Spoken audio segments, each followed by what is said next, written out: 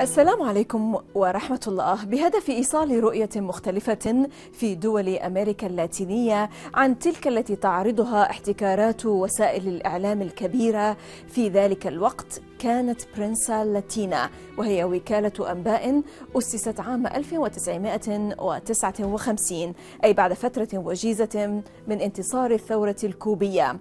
مع نائب رئيس برينسا لاتينا إكتور ميراندا نتحدث عن مقاربتهم الإعلامية وحال أمريكا الجنوبية اليوم من الداخل. معكم زينب صفار، تابعونا.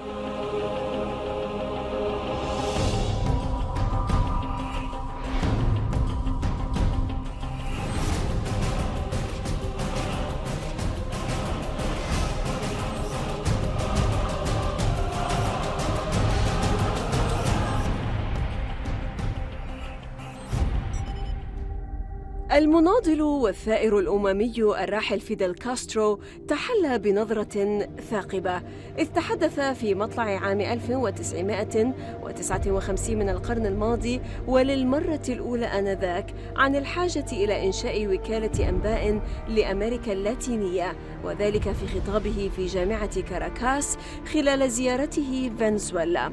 ووفقا لفيدل نبعت هذه الفكرة من الحاجة إلى مواجهة حملات البلبلة والفتن من قبل أعداء الحركات التقدمية في أمريكا اللاتينية.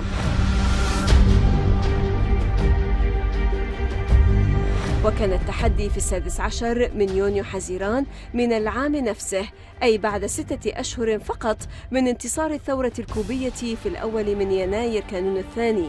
وفي خضم وهج وحماسة الثورة التي وسمت تلك الأيام ولدت وكالة برينسا لاتينا، وكانت عازمة على تحقيق غرق وتعبيد طرق في دفق الأنباء الدولية من خلال نظرة عالمية مختلفة عن تلك التي تبثها وتروجها احتكارات وسائل الإعلام في ذلك الوقت، على الرغم من النقص في الموارد المالية والتكنولوجية مقارنة بخصومها. إكتور ميراندا نائب رئيس برينسا لاتينا والنائب السابق لاتحاد الصحفيين في كوبا الذي جال في العديد من الدول في أفريقيا وأوروبا وآسيا وأمريكا اللاتينية، نرحب به من الداخل حيث يحدثنا عن جولته في الشرق الأوسط وانطباعاته، وعن أبرز الملاحظات، وعن العلاقة بين الولايات المتحدة الأمريكية وكوبا في ظل إدارة دونالد ترامب. Para nosotros, para Prensa Latina, el Medio Oriente es una región muy importante. Eso de que somos la agencia latinoamericana de noticias no restringe el papel de Prensa Latina solo a Latinoamérica, sino al mundo entero, y el interés nuestro es llevarle a nuestros clientes, a nuestros lectores en Latinoamérica lo que está ocurriendo en el resto del mundo. Y de ese resto del mundo es muy importante el Medio Oriente. En estos países ocurren habitualmente hechos que pueden incidir o decidir incluso en la política mundial. Hay guerra en Siria, Israel tiene ocupado una gran parte de Palestina, en Egipto hay cierta convulsión política habitualmente, lo mismo pasa en el Líbano, puede ser también en Libia, Irak. Y entonces para nosotros esta parte es importante. Nosotros tenemos oficinas en El Cairo, tenemos oficinas en Beirut y tenemos oficinas en El Cairo, Beirut y Siria y Damasco. Y la idea es ir ampliando cada vez más nuestras posiciones en estos lugares para llegar con más rapidez, para llegar de primera mano, para llegar más objetivamente a nuestros lectores y a nuestros clientes. La intención del tour, como usted dice, de la visita, fue conocer la situación en Irán, establecer una especie de memorando de entendimiento con la televisora Hispan TV de Irán, para tener allí un puesto y después negociar la posibilidad de colaborar con ellos en diferentes temas, en televisión, incluso en el idioma, nosotros facilitarles personal y ellos que nos colaboren con la posibilidad de tener gente nuestra ahí. Y acá en Beirut, bueno, pues vinimos a renovar convenio con Al Mayadin. También tuvimos contactos con la agencia de información de acá de del Líbano, renovamos convenio en Siria, porque estuvimos en Siria con Saná, que creemos que es muy importante también, y al final pues vamos a Egipto y vamos a renovar también los convenios de colaboración con MENA, que son una especie de o sea, garantizan el intercambio que tenemos con esos medios de prensa, que son muy importantes para nosotros, no solo porque nos sirven de fuente de información, sino porque nos permiten en cualquier momento establecer o sea, la facilidad de intercambiar noticias, imágenes, audios, programas, cosas, que es el objetivo final que queremos, o sea, ampliar nuestra diapasón en la zona y tener retroalimentación con los clientes, con los amigos de las cosas que estamos haciendo. Okay.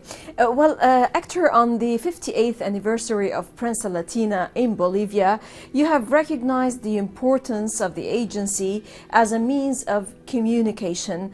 Founded in 1959, as we said before, in the midst of an adverse scenario for the Cuban Revolution and the Latin American peoples, a history that you said is repeated in these moments. How? Mira, Prensa Latina surge en un momento, Prensa Latina se funda el 16 de junio de 1959. En ese momento Cuba estaba sola contra el mundo, o sea, triunfa la Revolución Cubana, hay un proceso fuerte de la izquierda en Europa, pero en Latinoamérica Cuba estaba sola. Estados Unidos, que creyó siempre que Cuba le pertenecía por aquello de la política de la fruta madura, ¿no? O por aquello del fatalismo geográfico, porque estábamos cerca, por esto, por lo otro, y porque tenía grandes propiedades en Cuba y controlaba cosas en Cuba, no quería perder la isla. O sea, la había perdido, pero quería recuperarla. ¿Y qué hizo? Inició un barraje, digamos, de desinformación hacia Cuba. Y en ese momento, el Che Guevara, Fidel Castro, el argentino José Ricardo Massetti, se deciden a crear una agencia que le lleve al mundo la verdad de Cuba, lo que está ocurriendo en Cuba. Y así fue que surgió Prensa Latina en ese momento, unos meses antes. O sea, Prensa Latina se funda en junio. En mayo de ese año se proclamó la ley de reforma agraria. O sea, hasta ese momento, y para mí sigue siendo así, es la más revolucionaria de todas las leyes que se han promulgado en el mundo a favor de los campesinos, de los pobres. Los campesinos en Cuba vivían en una situación, digamos, desastrosa. La mayoría eran arrendatarios, tenían que trabajar para los dueños de la tierra, tenían que entregar 3/4 partes, 4/5 partes, 2/3 partes de lo que la tierra producía. Entonces vivía en una situación, digamos, terrible, ¿no? Los hijos no estudiaban. Yo soy hijo de campesinos, por eso lo digo. O sea, los hijos no estudiaban, no tenían derecho a hacer nada en la vida, solo campesinos, a trabajar la tierra. Y esa ley le dio la posibilidad de tener su propiedad, de producir para ellos, de organizar su vida, de planificar lo que querían hacer con su familia. Y entonces, ante eso, el barraje se incrementó. ¿Por qué? Porque las tierras que habían en Cuba, ¿de quién eran propiedad? La mayoría eran propiedades de monopolios norteamericanos, que eran los que controlaban eso. Entonces, en este momento, Cuba igual otra vez, ¿no? Anda librando una batalla dura contra Estados Unidos, que quiere de una vez por todas. Obama lo dijo en su discurso en La Habana durante la visita del año anterior. Estados Unidos se dio cuenta de que la política que había utilizado contra Cuba durante todos estos años no dio resultado, y entonces quiso establecer un cambio de política, pero el objetivo siempre fue el mismo, o sea, derrocar a la Revolución Cubana, ponerle fin al proceso revolucionario que estaba viviendo Cuba, garantizar que los Estados Unidos volvieran a estar presentes en el país. O sea, la situación de Prensa Latina era la misma en el 59 que hay ahora. Ahora también está la cruzada contra el gobierno venezolano, que es fuerte, que están respaldando fuertemente a la oposición con recursos, con cosas, con la intención de tumbar, de derrocar al gobierno legítimamente electo en aquel país. Y lo mismo pues pasa en Bolivia, pasa en los países donde hay gobiernos de izquierda en Latinoamérica. Yo creo que en esta situación el papel de Prensa Latina sigue siendo mucho más importante incluso que en el momento en que se fundó. Yes, I agree with you. We're going to talk in details about Venezuela perhaps and Bolivia, but Hector, you have also stressed on the 58th anniversary of Prensa Latina the support of the agency to plurinational state Bolivia and the commitment to make known with veracity or accuracy the progress of Bolivia during the 11 years of management of the first indigenous president of the nation. What is meant by plurinationalism in this sense? A ver, Bolivia desde que se fundó hace casi 200 años fue la República de Bolivia. ese término de república tal vez estuvo correcto para el momento, ¿no? Fue bien, a la gente le gustaba. El Alto Perú, como se conoció Bolivia originalmente, cambió de nombre. Bolívar fue el primer presidente, el mariscal Antonio José de Sucre relevó a Bolívar cuando Bolívar decidió que no iba a seguir siendo el presidente de Bolivia, a quien le debe el nombre Bolivia, o sea, a Bolívar. Pero la llegada al poder de Evo Morales marcó un punto importante para la historia boliviana. En Bolivia viven muchísimas comunidades. Hay quechua, aymara, urus. O sea, en Bolivia hay 36 lenguas, 36 idiomas diferentes. Y estos idiomas corresponden a comunidades diferentes, a naciones diferentes, que todas tienen costumbres diferentes. O sea, Bolivia es un país multinacional dentro de la, digamos, indigenidad. O sea, dentro del mundo indígena hay indígenas de un tipo, indígenas de otro, todas estas cosas. Y también hay descendientes de españoles, descendientes de otras naciones europeas, que normalmente estos eran los que controlaban al mundo indígena. Con la proclamación del Estado plurinacional de Bolivia, Evo Morales lo que quiso fue igualar a todas las comunidades indígenas al mismo nivel, que todos se sintieran bolivianos, pertenecientes del mismo Estado, con los mismos deberes, pero también con los mismos derechos. Yo creo que esto ha sido, para mí es una de las cosas más trascendentales que se pudo vivir en este país, ¿no? La llegada al poder de Evo y la posibilidad de convertir la República de Bolivia en el Estado plurinacional, con igualdad de derechos y oportunidades para todas las personas que viven en ese país, un país que durante muchísimo tiempo estuvo entre los dos más pobres de Latinoamérica, y que desde hace unos años, con la llegada al poder del movimiento socialismo, ha dado un salto en la economía y también un salto en la situación social de las personas. Excellent. Allow us to stop now, Hector, for a short break, and then afterwards we're going to talk a bit more on the UN General Assembly vote on the sanctions against Cuba. إذا فاصل قصير ونعود. لا تذهبوا بعيدا.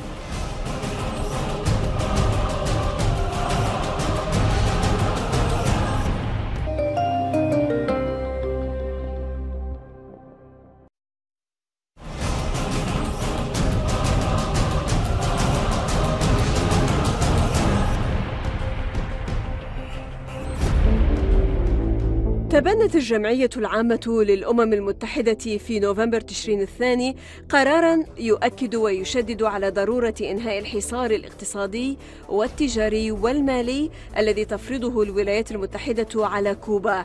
وقد حظي القرار بأغلبية الأصوات المؤيدة من 191 دولة من أصل 193 دولة في الأمم المتحدة.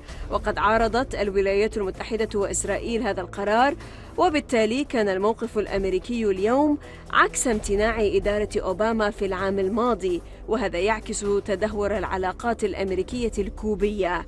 هكتور ميراندا نائب رئيس برنسا لاتينا وكالة الأنباء اللاتينية، كيف يصف العلاقات بين الولايات المتحدة وكوبا اليوم؟ Las relaciones entre Cuba y Estados Unidos desde hace varias décadas son peculiares, ¿no?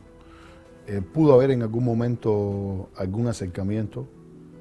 Una administración es más hostil que la otra, otra es más amistosa que la otra, pero el objetivo de la política de Estados Unidos con Cuba no cambia. Obama se dio cuenta de que los medios utilizados, de que la política utilizada para intentar derrocar el gobierno cubano no era la correcta. O sea, el objetivo del gobierno de Estados Unidos siempre ha sido derrocar la revolución cubana. Obama se dio cuenta que el bloqueo no era la solución correcta, que las presiones no eran la solución correcta, que había que buscar otras variantes, y optó por, en la ONU, por votar, por abstenerse en el tema del bloqueo, una política que es ya demasiado arcaica, porque se ha dado cuenta que durante más de 2 décadas están votando en contra de la resolución y no ha resuelto ningún problema. El bloqueo sigue, pero Cuba sigue. Cuba mantiene sus ideales, sus principios, la relación gobierno. The same thing happened with Iran and Syria also. More sanctions against them, but yet they have become more independent and stronger. Así mismo, es una política equivocada, ¿no? De años. Y entonces Obama el año anterior pues decidió en el último año de su mandato abstenerse. Y llega Trump al poder y Trump quiere volver a las presiones, a bloqueo acérrimo, a controlar todo, que no entre a Cuba lo que el pueblo cubano necesita, digamos, para la medicina de sus hijos, o sea, medicamentos, tecnologías para la industria, tecnologías para la construcción, todo eso para los créditos bancarios, las cosas que los países del tercer mundo necesitan, ¿no? Todo eso me imagino que supone Trump que hará que Cuba se ponga de rodillas y parece que olvida, desconoce que el pueblo cubano sufre este embargo desde el principio de la década de 60 y durante este tiempo se ha mantenido ahí con limitaciones de recursos que impiden, por ejemplo, que Cuba tenga todo lo que necesita para desarrollarse normalmente, pero que no ha claudicado nunca en ningún momento, que ha mantenido su misma línea, su misma trayectoria. La dignidad del pueblo ha sido, o sea, un factor importante en este enfrentamiento que hay entre Washington y La Habana. Exactly. Now, on the 50th anniversary of Che Guevara's death on the 9th of October in 1967, an event which Bolivia's President Evo Morales commemorated with a host of events, including a relaunching of the anti-imperialist struggle. Hector, how do you describe the struggle today when observers know that the Latin American left, or the pink tide, is in a state of retreat? A ver, Evo es un visionario. Evo, a pesar de ser un hombre que nació en un hogar muy humilde, que apenas tuvo posibilidad de estudiar cuando era niño, es un hombre que tiene una luz larga, como decimos, tremendo. O sea, ve por delante de muchísima gente y el Evo sabe lo que está diciendo. Ponerme a analizar ahora lo que dijo el Evo, la situación que se vive en el mundo, sobre todo en Latinoamérica, ¿no? Es a veces un poco complicado y no sé, yo le dejaría a la gente que interpretara lo que él dijo a su manera, porque cada cual puede decir lo que piensa y lo que crea. Yo lo que sí creo es que las ideas de Che siguen vivas. Las ideas de Che estuvieron vivas hasta ahora durante 40 años y creo que van a seguir vivas. Siempre va a haber alguien que va a querer luchar por la justicia social, que va a querer luchar por la igualdad entre todos los hombres, por los derechos de las mujeres, todas esas cosas. En Latinoamérica hay gobiernos que están en la izquierda, otros que se distancian un poquito, pero los pueblos se están dando cuenta de que han ido a la derecha y entonces buscan la vuelta, el regreso. Hay movimientos importantes en muchos países, pero creo que el faro, la guía, que es las ideas de Che, como las ideas de Fidel, por ejemplo, están vivas, están claras, son banderas que se pueden enarbolar en cualquier momento, son banderas que hay pueblos que no dejan que se caigan. Y que Hugo Chávez, Evo Morales, all those prominent leaders. Cuba. O sea, hay países y hay pueblos que no dejan que esas banderas se caigan. En otros lugares, como en Argentina, como en Brasil, las banderas, las ideas de Che, las ideas de la izquierda, pues entonces van a un lado, van al otro, pero al final siempre hay vigencia y hay permanencia del ideario de Che Guevara, que yo creo que me imagino que haya sido lo que haya querido decir Evo en ese momento. And despite of all, for example, the economic problems and the political tensions, yet today Cuba continues to be a model for global humanitarianism. Even in the midst of all these crises, whether economic or political uncertainty, because of President Raúl Castro is set to step down in February of 2018, in the wake of the incredible destruction produced by Hurricane Irma, Cuba, which was also destroyed by the effects of this hurricane, it has sent 750 doctors and medical professionals to other Caribbean islands to assist with their rescue efforts. Cuba is once again first in line to provide not merely financial assistance, but to send its own highly trained medical professionals into disaster zones in the global south. Here, Hector, please tell us more about Cuba's capacity and experience by its solidarity and assistance to other countries hit by natural disasters, and this is not the first time. Claro, esto tiene antecedentes en la historia, muchísimos años atrás. Yo no puedo decirte exactamente cuándo fue que salió el primer grupo de cubanos solidarios a colaborar con otros países, a ayudar en otros países. Yo sí sé que desde que yo era un niño, yo supe que los cubanos salían a prestar ayuda en cualquier parte del mundo. Creo que esto forma parte de la idiosincrasia del cubano. Martí, por ejemplo, decía, bueno, Martí, el más grande de todos los cubanos, decía en su testamento político, o sea, en las bases del partido que Martí fundó para liberar a Cuba de España, que la guerra de Cuba era el primer objetivo y el segundo era liberar a Puerto Rico. O sea, ya Martí, a finales del siglo XIX, estaba pensando en la posibilidad de que Cuba fuera libre, pero también de ayudar a que Puerto Rico fuera libre. Con el triunfo de la revolución esto se mantuvo. El ideario martiano es una cosa que está vigente en Cuba. Los cubanos estuvieron en África ayudando en la guerra en Angola, a que ese país, después de que Cuba se fue de África, Angola estuvo tranquila, Namibia fue libre, y eso son cosas que no olvidan los pueblos y los gobiernos de esos países. Ahora, la parte médica, tampoco tengo claro el momento en que el primer contingente médico salió a un país a prestar ayuda, pero se me ocurre pensar ahora, por ejemplo, que cuando el gran terremoto de Pakistán hubo médicos, cuando el gran terremoto de Haití hubo médicos, ya había médicos en Haití antes del terremoto, pero después del terremoto Cuba envió ayuda.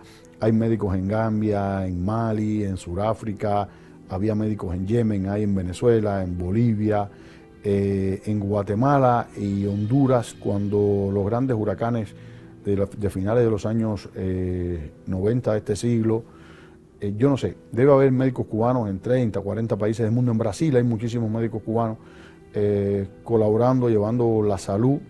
En Haití, en Liberia. Haití, sí. Yes. En lugares donde nunca se imaginó que fuera a haber un médico. He estado en muchos lugares, en Trinidad y Tobago. A ver, de estos países hay algunos que son países que tienen recursos, que tienen dinero, son países que tienen poder económico, pero en esos países no han conseguido llevar a los médicos a los lugares donde están yendo los médicos cubanos. O sea, un graduado de medicina en Bolivia, no quiere ir a la Amazonía, no quiere ir a lugares donde las enfermedades están a la orden del día, donde las diarreas matan niños.